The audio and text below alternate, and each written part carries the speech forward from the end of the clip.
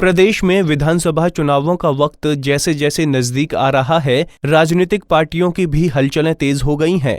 पार्टियां जनता को लुभाने के लिए कोई कोर कसर नहीं छोड़ना चाहती हैं, और चाहे भी क्यों, क्योंकि सवाल आखिर वोट बैंक का जो है। ऐसे में सत्ताधारी पार्टी सपा कैसे अपने आप को पीछे रख सकती है। सपा सरकार भी किसानों को रिझाने के लिए जहां एक तरफ मुख्य सचिव को बुंदेलखंड के दौरे पर भेज रही है, तो वहीं प्रदेश के मुखिया अखिलेश यादव भी किसानों को हर संभव मदद का वादा कर रहे हैं कि बुंदेलखंड में चाहे हमें मनरेगा से, चाहे हमें तालाब खुदवाने पड़े, चाहे नदियों को साफ या खुदाई के रास्ते पे ले जाना पड़े, या हमें खाने का पीडीएस सिस्टम को बेहतर करना पड़े, बिजली का इंतजाम ज़्यादा करना पड़े, ये सब करने का काम सरकार ने किया है। और विशेष क्योंकि चीफ सेक्रेटरी जा चुके हैं, सभी अधिकारी बुलाए गए थे, और उसके बाद जब आने वाले समय में मौका मिलेगा तो मैं भी बुंदेलखंड में जाऊंगा, और निश्चित रूप से सरकार बुंदेलखंड की मदद करेगी हर तरीके से, चाहे वो जानवरों की हो, चाहे पानी का इंतजाम हो, और पहले भी सुविधाएं दी हैं। मैं समझता हूं बुंदेलखंड को विशेष सुविधाएं देने की जरूरत पड़ेगी, वो सरकार देगी।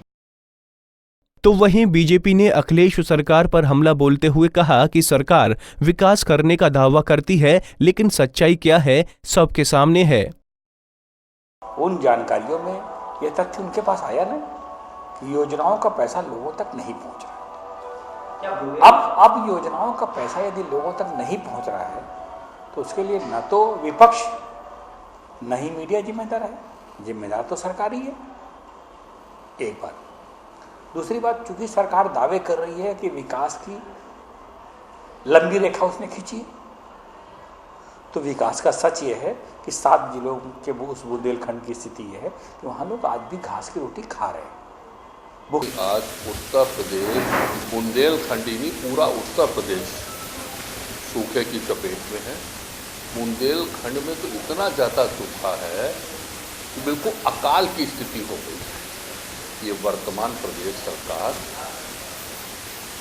जो ये कह के सत्ता में आई थी कि किसानों की पार्टी है, तो आज ये वर्तमान सरकार सबसे ज़्यादा अनदेखी किसानों की कर रही है।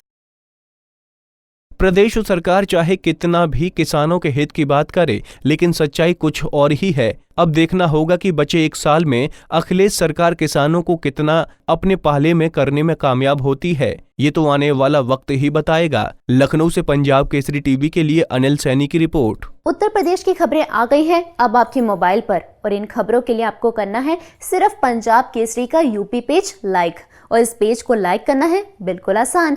मेरी दाईं तरफ इस वीडियो को देखिए, टाइप कीजिए पंजाब केसरी यूपी, मिल गया आपको पंजाब केसरी का यूपी पेज। इस पेज पर मिलेंगी आपको उत्तर प्रदेश की सारी लोकल खबरों के साथ साथ सारी वीडियोस। तो इंतजार किस बात का, उठाइए मोबाइल और कर लीजिए पंजाब केसरी का यूपी पेज लाइक।